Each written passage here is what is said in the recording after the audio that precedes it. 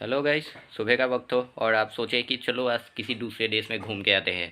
आपके पास पैसों की कोई कमी नहीं, आपने सीधा एक टिकट लिया, फ्लाइट में बैठे और उठ चले गए दूसरे देश के लिए। और वहाँ पे रहने के बाद आपने वहाँ पे एक घर खरीदा और वहाँ पे जितना दिन चाहे उतना दिन रहे। और 2 महीने के बाद आप सीधा घर चले आए। कोई टिकट का झंझट नहीं, कोई पासपोर्ट का झंझट नहीं, सिर्फ सीधा फ्लाइट में बैठे उठ चले गए और फिर फ्लाइट में बैठे और घर चले आए। और अब तक आपके दिमाग के तार जल चुके होंगे क्योंकि आपको लगता होगा कि ये तो नामुमकिन है। लेकिन अगर मैं कहूँ कि ये मुमकिन है तो हाँ, और इसी को कहते हैं ग्लोबल सिटीजनशिप।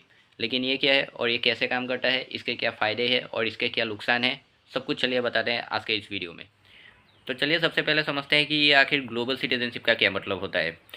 तो अगर आप ये वीडियो देख रहे हैं तो आप ये जानते ही होंगे कि हमें नागरिकता मिलती है हमारे देश से, यानी कि हम भारत देश के नागरिक हैं तो हमें सिटीजनशिप भी भारत देश ही देता है। और अगर आप ये वीडियो नहीं देख रहे तो भी आप ये बात जानते ही होंगे। लेकिन जब ये ग्लोबल सिटीजनशिप का वक्त आएगा तो हम किसी एक देश के नागरिक नहीं रहेंगे बल्कि पूरे विश्व के नागरिक होंगे। हम चाहे अमेरिका में चले जाए तो हम वहाँ के नागरिक होंगे, हम चाहे किसी और देश में चले जाए तो किसी और देश के नागरिक होंगे। और इसीलिए आप फ़्लाइट में जैसे भी चाहे वैसे भी चाहे आ सकते हैं और उसमें किसी कोई टिकट का झंझट नहीं होगा और कोई पासपोर्ट का झंझट नहीं होगा, जैसे कि मैंने पहले बताया था। और मोटे मोटे तौर पे इसी को कहते हैं कि ग्लोबल सिटीजनशिप। लेकिन ग्लोबल सिटीजनशिप का ये मतलब बिल्कुल भी नहीं होता कि आपको अगर ग्लोबल सिटीजनशिप मिले तो आप अपने देश को छोड़ दें, अपने आइडेंटिटी को छोड़े, अपने देश के लिए काम करना छोड़े और किसी दूसरे देश में जाके बस जाए। ग्लोबल सिटीजनशिप का ये मतलब बिल्कुल भी नहीं होता। उसका एक सीधा सा सिंपल सा ही मतलब होता है कि आप अपने देश के लिए काम करो, अपने देश की आइडेंटिटी दो। लेकिन अगर आप किसी दूसरे देश में जाना चाहते हो तो वहाँ पे बिल्कुल फ्रीली जा सकते हो। फ्रीली नहीं मतलब, समझ रहे हो। तो ये तो क्लियर हो चुका है कि ग्लोबल सिटीजनशिप का मतलब क्या होता है। लेकिन अभी दूसरा सवाल ये आता है कि आखिर इन सब की शुरुआत कब हुई। ऐसा नहीं है कि ग्लोबल सिटीजन की सोच आज की है, बल्कि आज से करीब कई सौ साल पुरानी है ये सोच। जो इतिहास के गड़े मुड़े उखाड़े हैं उनके हिसाब से प्राचीन ग्रीस में एक वर्ड मिला है जो है कोस्मोपॉलिटन। और कोस्मो का मतलब होता है विश्व और पॉलिटन का मतलब होता है नागरिकता, यानी कि विश्व नागरिकता। और उसी कोस्मोपॉलिटन वर्ड से बना है ये ग्लोबल सिटीजनशिप। तो अभी ग्लोबल सिटीजनशिप का मतलब समझने के बाद ये तो काफ़ी ज़्यादा कूल लगता होगा ना कि सोचने में कि कोई रोक टोक नहीं, कोई पाबंदी नहीं, जहाँ मन चाहे वहाँ चले जाओ। और हाँ, सच में इसके बहुत सारे फ़ायदे भी होने वाले हैं अगर इन फ्यूचर ये ग्लोबल सिटीजनशिप का सिस्टम शुरू हुआ तो सबसे पहले समझ ले है तो इसके फ़ायदा होने वाला है पूरे विश्व को, क्योंकि जब ये ग्लोबल सिटीजनशिप होगा तो पूरे विश्व के जितने भी देश हैं सब एक हो जाएंगे। पूरे विश्व की सिर्फ एक सेना होगी, एक आर्मी बटालियन होगी। और कोई भी देश ज़मीन के सिर्फ एक टुकड़े के लिए किसी दूसरे देश के साथ वॉर नहीं करना चाहेगा। और वॉर होने के चांसेस बहुत ही ज़्यादा कम हो जाएंगे और ये होगा सबसे बड़ा फ़ायदा। विश्व में अभी पूरे विश्व का क्या सिस्टम है, पूरे दुनिया में जितने भी देश हैं उन सारे देशों का सिर्फ एक लीडर होता है और वो लीडर पूरे देश को चलाता है। लेकिन जब ये ग्लोबल सिटीजनशिप होगा तो पूरे विश्व में जितने भी देश हैं वो सारे देश तो एक हो जाएंगे और उसके बाद पूरे विश्व का सिर्फ एक लीडर होगा। और बाकी के देशों में भी लीडर होंगे, लेकिन पूरे विश्व का एक लीडर होगा। और अगर किसी दो देशों के बीच मुठभेड़ हुई तो वो वॉर नहीं कर सकते, क्योंकि वॉर या युद्ध करने के लिए उन्हें पहले विश्व का जो लीडर है उससे परमिशन लेनी होगी, और जिसकी वजह से वॉर होने के चांसेस और भी ज़्यादा कम हो जाएंगे। तो अभी तीसरा फ़ायदा ये होने वाला है कि जब ये ग्लोबल सिटीजनशिप होगा तब जो पूरे विश्व के नागरिक हैं उन्हें तो ये ग्लोबल सिटीजनशिप मिल ही जाएगा। और उसके बाद वो अपने ही देश में खुद को बांध के नहीं रखेंगे और उसके बजाय वो अपनी आइडेंटिटी को, अपने संप्रदाय के आइडेंटिटी को पूरे विश्व में फैला सकता है। या यूँ कहे कि मोटे मोटे तौर पर कि वो खुद के आइडेंटिटी को पूरे विश्व में ग्लोबलाइज कर सकता है। चौथा फ़ायदा होने वाला है हमारे एजुकेशन सिस्टम को। जब किसी देश का कोई स्टूडेंट किसी दूसरे देश में पढ़ाई करने जाता है तब उसे बहुत बड़े प्रॉब्लम्स का सामना करना पड़ता है। लेकिन जब ग्लोबल सिटीजनशिप का सिस्टम शुरू होगा तब ऐसा कुछ भी नहीं होने वाला, क्योंकि एक देश से दूसरे देश तक जाना बहुत ही ज़्यादा आसान हो जाएगा और जिसकी वजह से सबसे बड़ा फ़र्क पड़ेगा हमारे एजुकेशन सिस्टम को।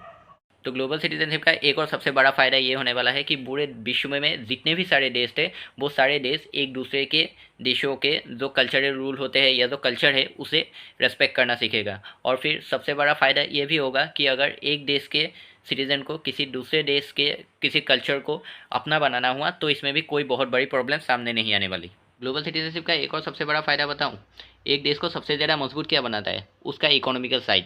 और अगर वही इकोनॉमिकल साइड सबसे ज़्यादा मजबूत हो तो वो पूरे विश्व में सबसे बड़ा ताकतवर देश कहलाता है। जैसे कि अभी एग्जांपल से ले लो अमेरिका, रशिया और फिर चाइना जैसे देश। लेकिन फ्यूचर में इसका में मदद करने वाला है हमारा ये ग्लोबल सिटीजनशिप। और वो कैसे, दरअसल जब वो ग्लोबल सिटीजनशिप होगा तब किसी भी देश अपने प्रोडक्ट को विश्व के किसी भी देश में बिल्कुल बिना किसी रोक टोक के सप्लाई कर सकता है, और जिसकी वजह से एक देश का जो इकोनॉमिकल कंडीशन है वो ऊपर उठेगा, और जिसकी वजह से वो देश ताकतवर होता जाएगा। ये ग्लोबल सिटीजनशिप के कुछ चुनिंदा फ़ायदे, वैसे और भी बहुत सारे फ़ायदे हैं, लेकिन ऐसा नहीं है कि इसके सिर्फ फ़ायदे ही हैं, नुकसान नहीं होंगे। वैसे जितने सारे फ़ायदे हैं उससे बड़े तो नुकसान होने वाले हैं, और वो कैसे, चलिए वो भी इस वीडियो में आपको बता देते हैं।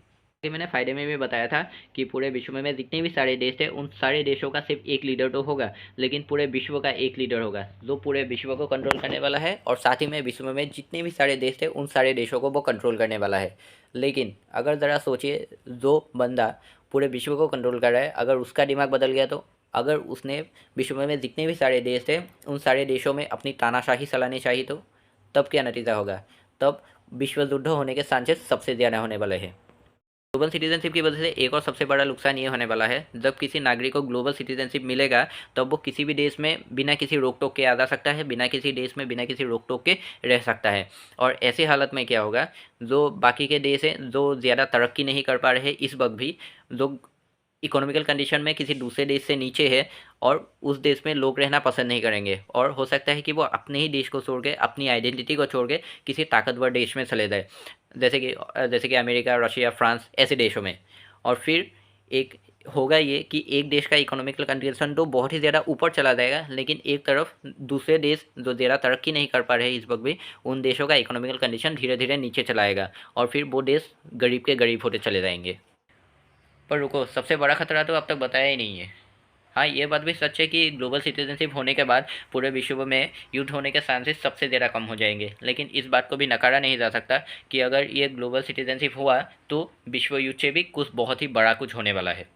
और वो खतरा ये होने वाला है कि ग्लोबल सिटीजनशिप की वजह से पूरे विश्व में जितने भी सारे देश हैं वो सारे देश एक तो हो जाएंगे, लेकिन खतरा तब होगा जब उनमें से एक देश पूरे विश्व में राज करना चाहेगा, यानी कि एक देश पूरे विश्व को कंट्रोल करना चाहेगा, और जैसा कि हमारी हॉलीवुड के मूवीज़ में भी बताते हैं। लेकिन बात असल में ये है कि वो हॉलीवुड की एक मूवी है, और ये असल ज़िंदगी में एक सच्चाई है, और इसके भी पूरे पूरे चांसेस है कि अगर ग्लोबल सिटीजनशिप हुआ तो ऐसा कुछ ज़रूर होगा। लेकिन इसका एक और खतरा ये भी होगा कि एक देश में अगर एक नागरिक किसी दूसरे देश में चला भी जाए, और अगर उसके मंसूबे गलत हो, अगर वो उस देश के किसी इकोनॉमिकल या सोशियोलॉजिकल किसी भी कंडीशन में पूरी तरह घुस जाए, तो हो सकता है कि उस देश के जो इंपॉर्टेंट डॉक्यूमेंट्स है वो किसी दूसरे देश में चले जाए, और फिर उसकी वजह से जो नतीजा होगा वो वर्ल्ड वॉर से भी ज़्यादा भयंकर होगा। लेकिन ये सब रोकने के लिए करना ही होगा कि ग्लोबल सिटीजनशिप होने के बाद हर एक देश को, विश्व में जितने भी सारे देश थे, हर एक देश को अपनी सुरक्षा को लेकर पहले से ज़्यादा ध्यान देना होगा, पहले से ज़्यादा उसे इंपॉर्टेंस देना होगा, तभी इन सबको रोका जा सकता है। ये था आज का एक छोटा सा वीडियो। वैसे छोटा हुआ कि लंबा हुआ मुझे पता नहीं है, क्योंकि मैंने अब तक सारी क्लिप्स को एक नहीं किया है, सो मुझे नहीं पता। तो वीडियो को जितना हो सके उतना, बाकी का तो सबको पता है।